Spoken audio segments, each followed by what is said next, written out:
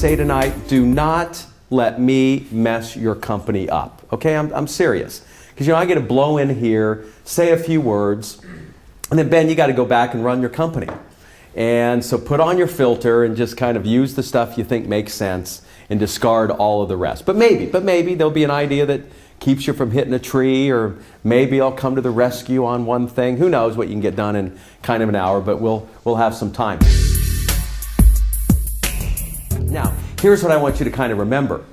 They are related.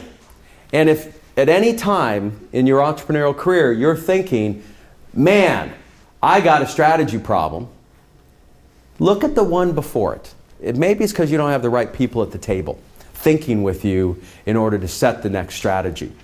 And the reason I don't have the right people at the table is, I'm a little short of cash to bring in that next exec that we need, or some help that's needed so I can free up an exec to do more thinking. And the reason I'm short of cash is, we've been sloppy in execution, and so our revenue's not turning into the kind of flows that we need. And the reason maybe our execution's bad is, our strategy slipped. And so we're executing stupid stuff. And so this is kind of my quick, just diagnostic. Whenever I run into an entrepreneur in a growing firm and I see that they're kind of going crazy, and I want to get a sense of where we've got to start first. You guys know what we're attempt to do. If you use these tools right, we get your time to manage reduced by 80%. That's the big issue. Because, the minute you get to the number, you guys got 20 employees, and where's the 70 employees and stuff. The tough part is you went into business to be free.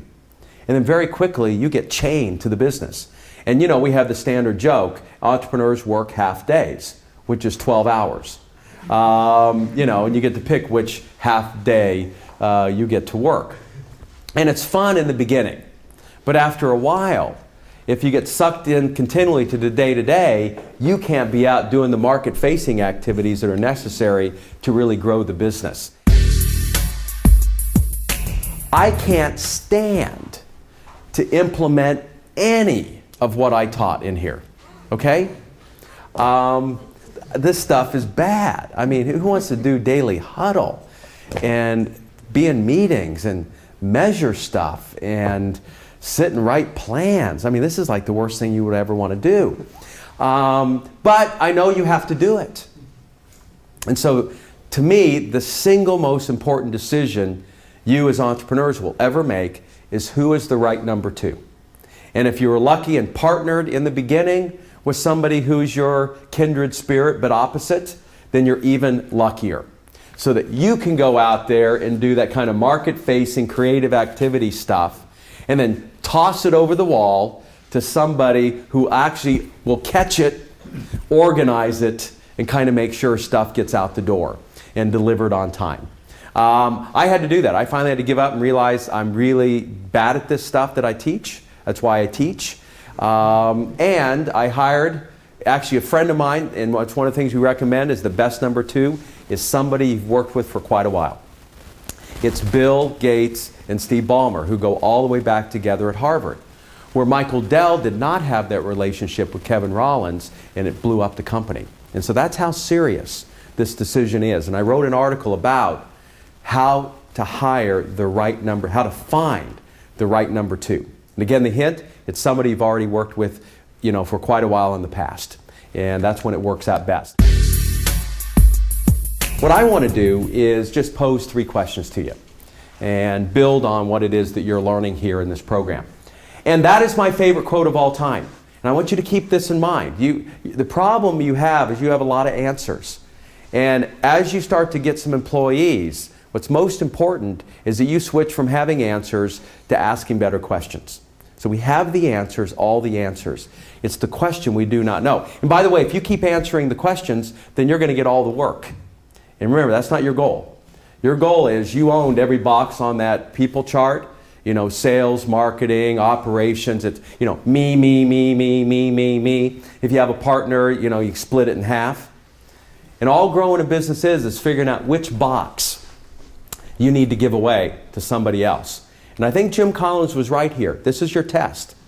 Anytime you feel like you need to manage somebody you hired the wrong person.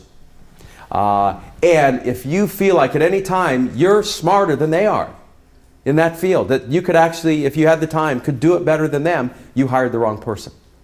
And so that's got to be your judge. The other mistake entrepreneurs make is, and Marcus Buckingham I think said this well, is good managers play checkers. Great managers play chess. And so the fatal mistake entrepreneurs make is they have a tendency early on to hire generalists. Folks that are good at a lot of stuff. Because you're good at a lot of stuff. So you have a tendency to attract people who are good at a lot of stuff. But that is bad. Because then you end up with the same pieces. And you're just playing checkers.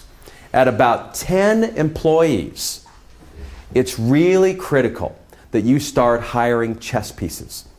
People who are really laser good at this one narrow thing that you need done, and probably are terrible at everything else. And that's going to drive you nuts, but that's what you have to do.